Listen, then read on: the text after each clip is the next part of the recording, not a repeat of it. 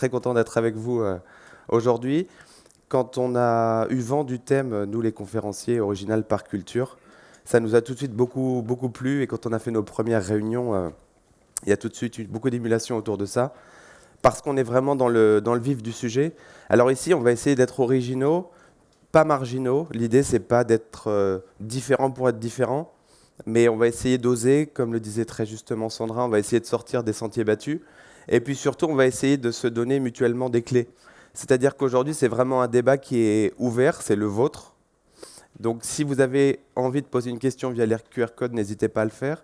Et puis s'il y a des questions qui viennent après, que ce soit pendant le temps d'échange ou en fin de conférence, vraiment n'hésitez surtout pas parce que on s'est rendu compte au cours des précédentes étapes de ce voyage qui a débuté mardi, qu'en fait, en mutualisant un petit peu les idées et en confrontant des problématiques, on arrivait à poser des questions qui vont tous nous aider, qu'on soit vigneron, qu'on soit consultant, qu'on soit dans un laboratoire œnologique, pour essayer de préparer un petit peu le futur. Parce que le futur, il est un peu complexe.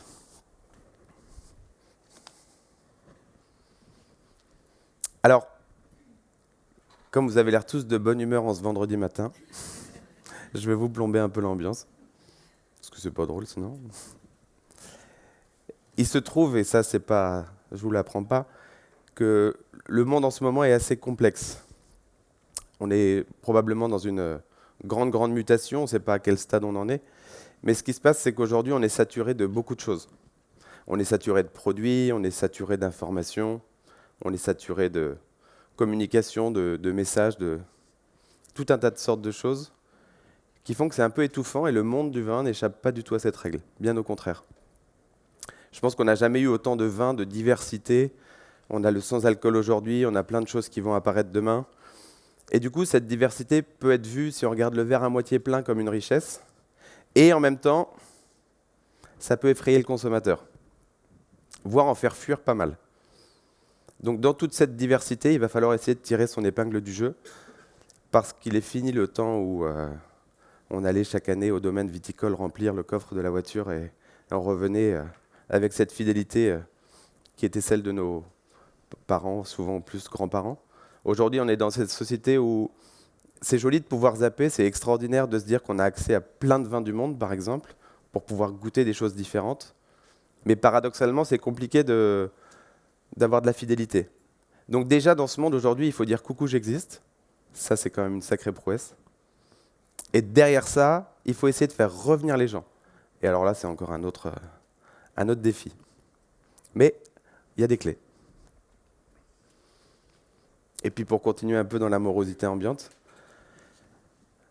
la qualité du vin, et vous me dites si je me trompe, elle n'a jamais été aussi bonne qu'aujourd'hui. Et ça accroît un petit peu la problématique. Et je l'ai vu aux quatre coins du monde. Je l'ai vu dans des pays septentrionaux, où aujourd'hui en Norvège ou en Suède, on est capable de sortir des très jolis blancs. Je l'ai même vu dans des endroits improbables au niveau de l'équateur, où certains ne devraient pas faire de vin, mais ils arrivent quand même à faire des vins qualitatifs.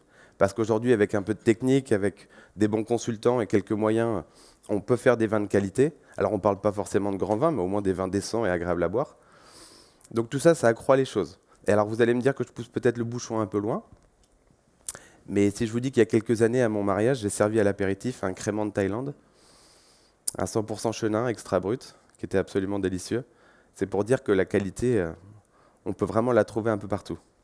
Donc dans ce monde-là, en fait, ce qu'il va falloir faire, c'est essayer de trouver de l'originalité, et vous verrez dans certaines présentations, notamment tout à l'heure celle de Antonio, qu'on peut parfois sortir des produits, des choses qui donnent envie, qui donnent de l'appétence. Et il y a toujours des choses à faire pour ceux qui sont créatifs, originaux, et il y a plein de belles débouchés, vraiment. Alors, l'originalité, il y a peut-être quelques années en arrière, ça aurait pu être quelque chose qu'on puisse faire comme ça, un effet de mode, un effet de style. Aujourd'hui, c'est plus le cas. Aujourd'hui, c'est une nécessité de faire face à l'originalité et d'essayer de trouver des choses innovantes. Et dans mes voyages, il se trouve que j'ai rencontré à un instant T un domaine viticole qui respectait à la lettre la définition de original par culture. C'est la photo que vous avez derrière vous. Alors vous allez me dire, t'es gentil, mais là il y a un champ de blé, il y a un peu de vigne, une éolienne. En quoi est-ce que c'est original? Déjà, on est en Belgique ici. On est à côté de Mons, en Wallonie. Et on a des originaux, pas des marginaux, mais des vrais originaux, des visionnaires, il y a 20 ans, qui se sont dit, mais ici, là où on produit du blé, on a des sols de craie assez extraordinaires qui rappellent ceux de la Champagne. Et en plus, on a une climatologie qui est la même que celle que la Champagne avait il y a 20, 30 ans. Et si on essayait de faire des bulles? Sur le papier, l'idée est pas mal. Sauf qu'après, il faut la mettre en pratique. Alors, outre le fait qu'ils ont planté du chardonnay, du pinot noir, du pinot meunier, ils ne se sont pas assis sur les 3 premières années de trésorerie, non. Ils se sont assis sur les 5 premières années. Parce qu'ils font des vieillissements avec minimum 18 mois d'élevage sur latte. Et ils ne font que des bulles. Donc moi, je me mets à leur place, 5 ans après avoir lancé le truc, on prie pour que les premières bulles soient bonnes. Aujourd'hui, ce domaine qui s'appelle Rufus, avec 2 F, vignoble des Aguaises, ils ont vendu chaque année la production avant même d'avoir vendangé. Si vous voulez aujourd'hui une bouteille de Rufus, il faut être allocataire. Et en moyenne, il faut attendre 3 à 4 ans pour avoir 1 à 2 bouteilles des grandes cuvées. Donc là, on est vraiment dans l'exemple parfait d'un projet qui a été original par culture et qui a réussi à percer dans un monde qui est peut-être saturé, mais quand on a le bon produit, quand on a le bon marché, et quand on va au bout de sa démarche, on peut vraiment réussir des très très belles choses. Et je ne sais pas si vous avez eu l'occasion d'entendre parler de cette bulle qui est de plus en plus connue ou de la goûter, mais je vous y invite fortement, on peut en trouver un petit peu sur le marché français. C'est à l'aveugle, c'est bluffant.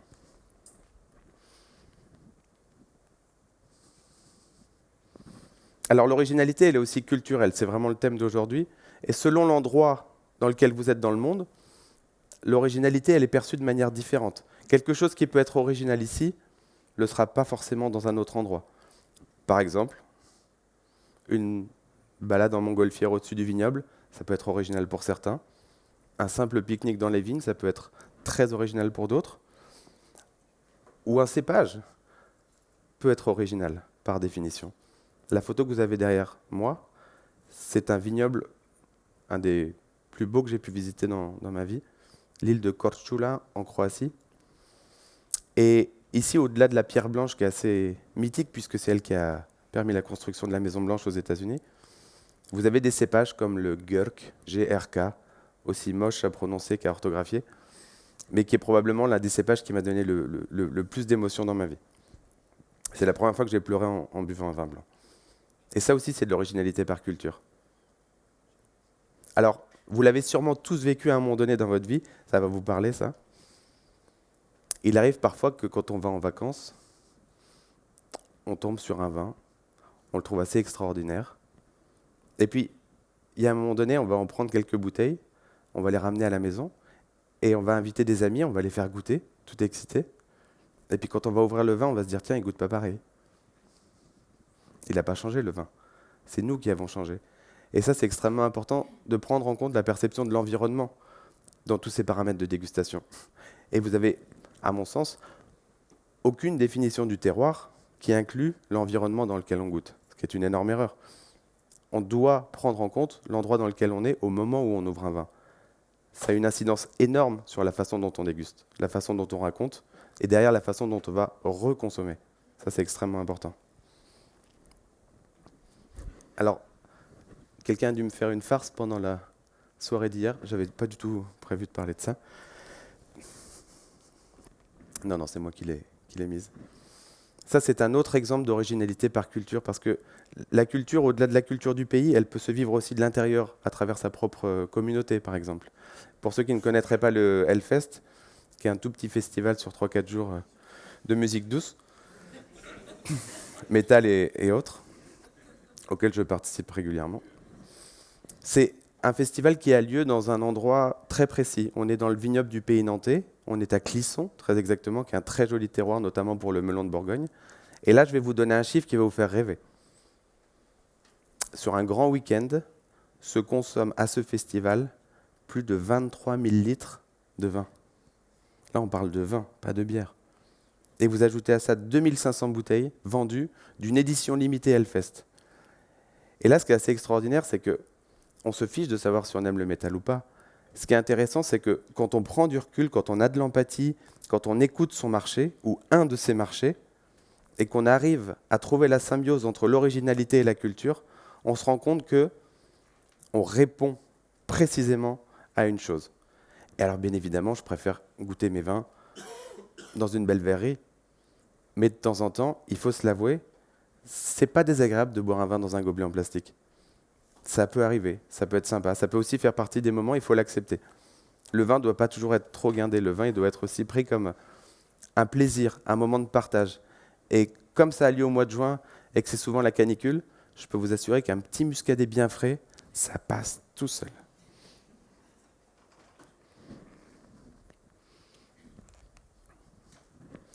Alors c'est très bien tout ça. On peut être originaux.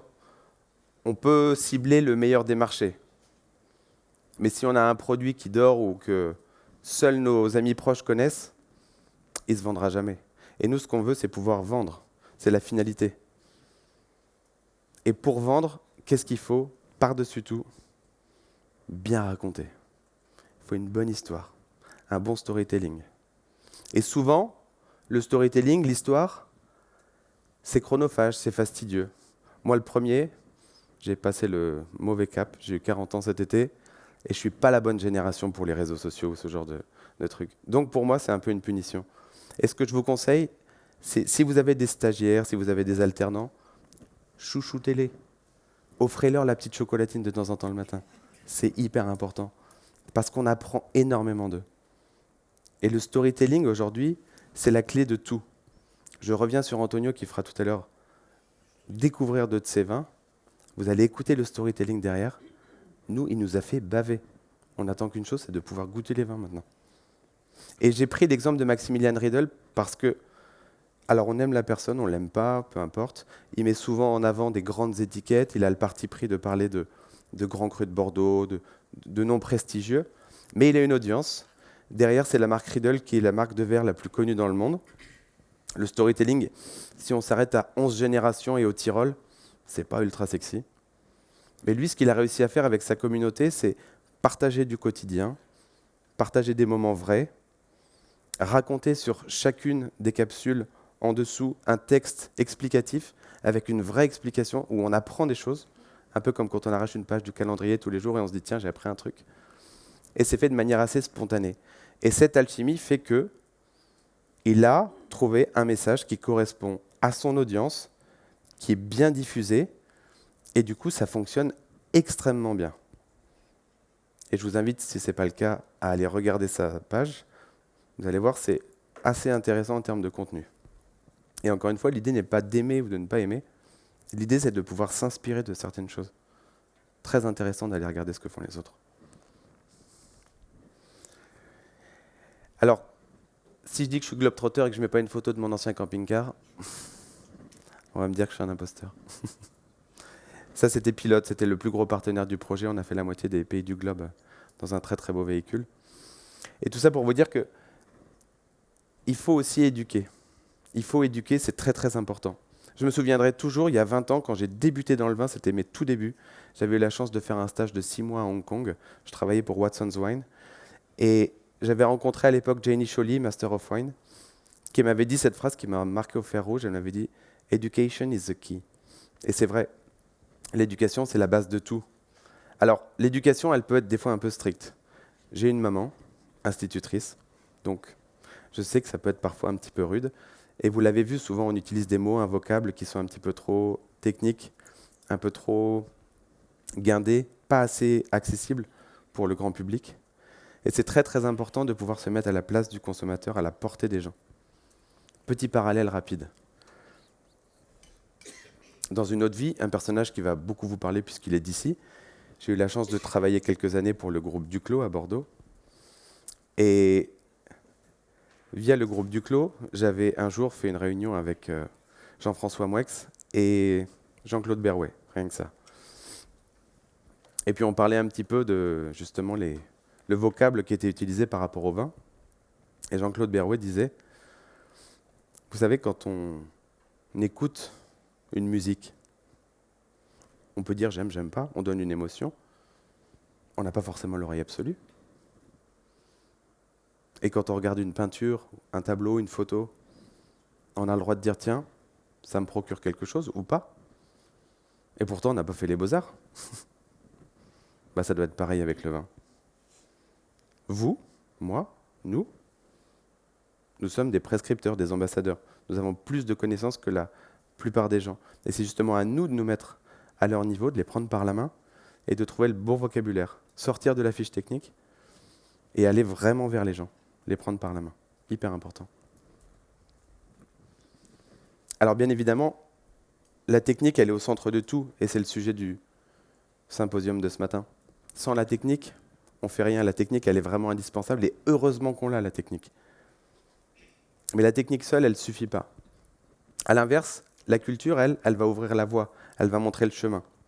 L'originalité, elle va vraiment naître de la symbiose de ça, de ces deux-là, de la technique et de la culture. Et c'est ce que vous allez découvrir tout au long de la matinée avec les conférenciers. Alors, en guise de conclusion, ce que je voudrais vous dire, c'est l'originalité aujourd'hui, elle ne s'improvise pas, elle se cultive. Parce que dans un monde comme le nôtre en pleine mutation, ce qui est très important, c'est de voir le verre à moitié plein, d'oser, d'aller de l'avant et de le faire ensemble, accompagnés. Merci beaucoup de m'avoir écouté.